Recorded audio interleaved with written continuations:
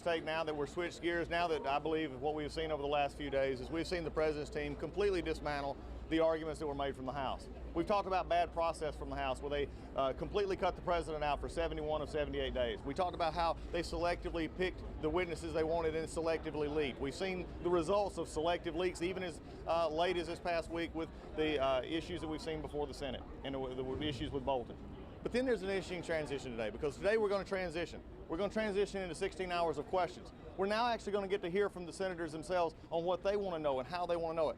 But there is also an interesting point that maybe many of you have not picked up on, because Adam Schiff, who we believe is a fact witness and should have been called from day one and to at least understand how he dealt with a whistleblower, now he's going to have to, for the first time, answer questions from a member of the Senate, because in the House he never had to. In fact, there was only two members, myself and Jamie Raskin, who had to answer those kind of questions, because Adam Schiff did not want to step forward and do what was right, and that was answer the question on how he influenced this whole investigation from the whistleblower perspective. So today, the story continues. The story continues in a new way, with the senators asking questions, but right now, the one thing that hasn't changed, the facts have never changed. The president did nothing wrong. The House team proved that, and we're going to see that continue today.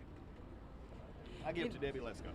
The thing that I want to point out is I cannot believe that Chuck Schumer has invited Lev Parnas here. And so to have someone under indictment with an ankle bracelet coming here just goes to further show that this is a total political circus, a media circus, and a political hit job against the president.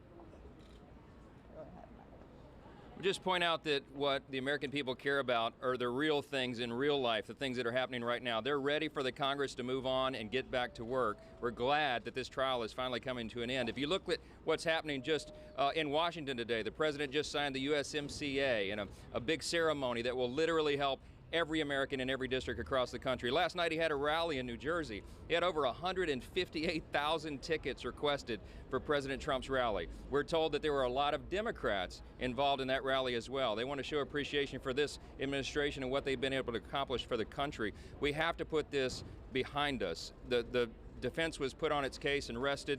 I think we did an exceptional job explaining that the law and the facts are on the side of the president, and it's time for the Senate to get past these questions phase and acquit the president. I think they will. We fully expect that, and we'll be able to get back to the work that Congress is really supposed to be involved in. We'll take questions. Congressman Collins, we're not going to talk about the Senate rest. We're not going to. With all due respect, we'll be glad to talk about impeachment. You can run Congressman Collins down at another time. All right. We'll be glad to answer any impeachment-related question. On impeachment, John Bolton obviously is central to the conversation right now. Sure. Do the president's tweets about John Bolton help or hurt him? Well, listen. I mean. The media each and every day will critique every single tweet that the president puts out and try to have be the jury on whether it helps or not.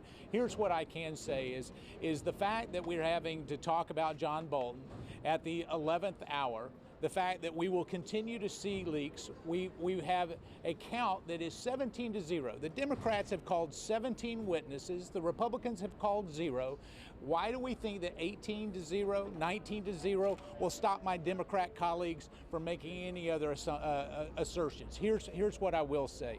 When we look at the president and his ability to actually conduct the affairs of this nation, it is critically important that those conversations, whether it be with the NSC advisor or the chief of staff or anyone else, that those need to be protected, and they have to be protected for the national security of our country. And so as I look at that, the tweets have very little effect on what's going to happen in terms of the Senate. We're going to have 16 hours of Q&A.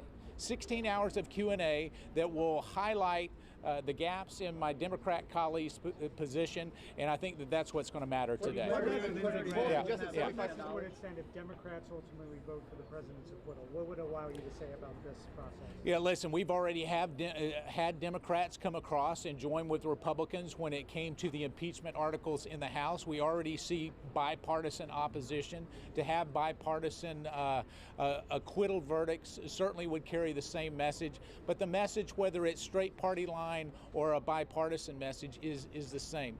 This president, when you look at the facts, we know that he did not commit any offense and certainly the burden of proof on my Democrat colleagues has not been met. I mean, the burden of proof to suggest that there is some impeachable offense has just not been met. Would a bipartisan acquittal make it harder for Democrats to say there was a cover-up in the process? Well, there's not a cover-up. They're going to say it's a cover-up. Hey, listen, you know, Chuck Schumer, newsflash, Chuck Schumer is going to come down and say that there's a cover-up even if John Bolton were to be called. And we've seen this over and over again. We've seen this playbook. And they run off of right tackle every single time, and they get tackled.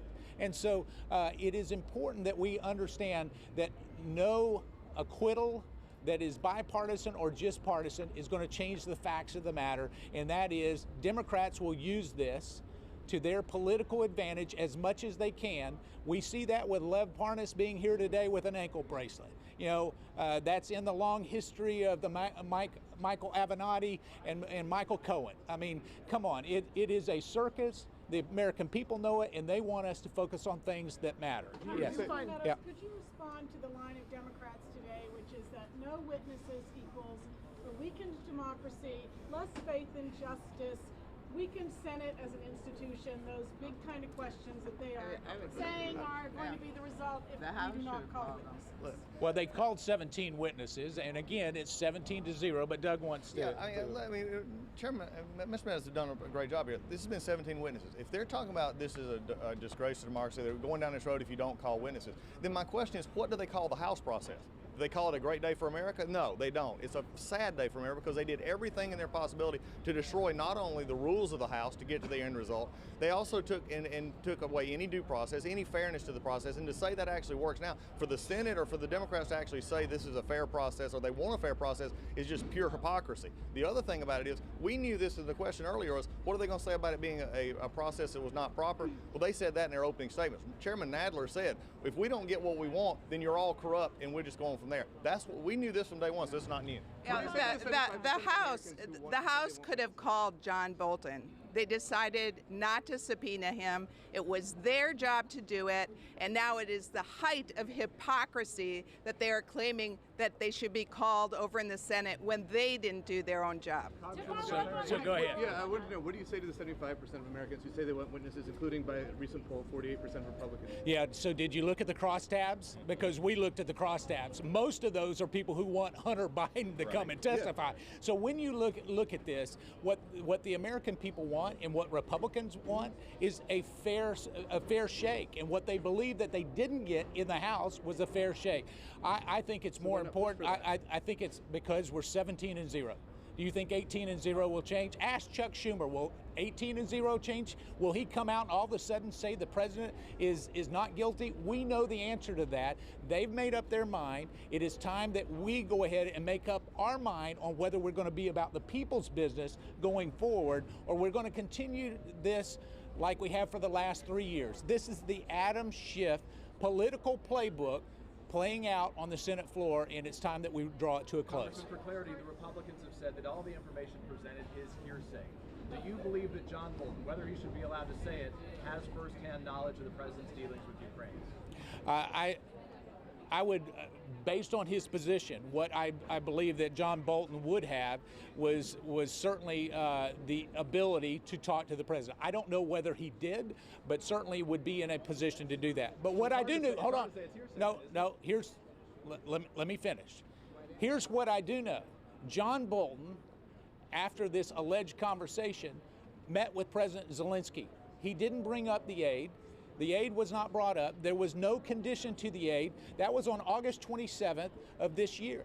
And so either the conversation didn't happen or it didn't matter, because it was not brought up. The facts do not change. When you have Bolton meeting with President Zelensky, nothing happened. When you have the vice president meeting with President Zelensky, nothing happened. When you had Ron Johnson and Chris Murphy meeting with President Zelensky, nothing happened. Those facts don't change, and so that's why it doesn't matter. Well, and I want to know why you didn't ask this question of the House managers. They did not subpoena him about getting John Bolton. Why wasn't the media there then? Nobody questioned, why didn't you subpoena John Bolton? Why didn't you ask for other witnesses? And so this is a little disingenuous, if you ask me. So in doing that, if they were real serious about it, you did ask the question, but you didn't ask the question, why didn't they do a subpoena for John Bolton like they did with everyone else? We know the answer to that is they were afraid of the answer from the judicial branch. So not only do they not trust the executive branch, they don't trust the judicial branch. All right. Do you trust John Bolton? Do you think he's an honest man? Yeah, listen, it's not up to me to characterize whether I trust him or not. What I do trust are the facts, and the facts of the matter have not changed. Thank you guys very much. Thanks.